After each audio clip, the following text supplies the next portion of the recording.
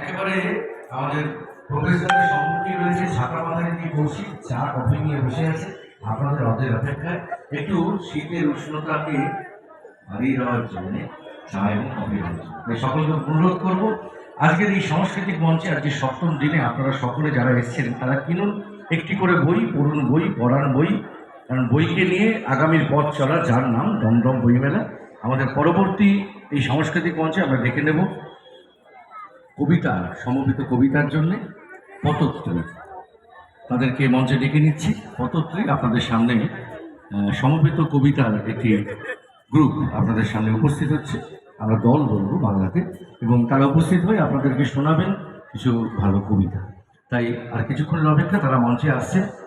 এরপরে আমি প্রস্তুত থাকতে অনুরোধ করব নৃত্যাঙ্গন ডান্স গুরুকুলের সমস্ত সদস্য এবং সদস্যকে পরবর্তী পরিবেশন, এবং তারপরে সঙ্গীত শিল্পী কিংশুক ঘোষ তাকেও প্রস্তুত থাকতে বলব।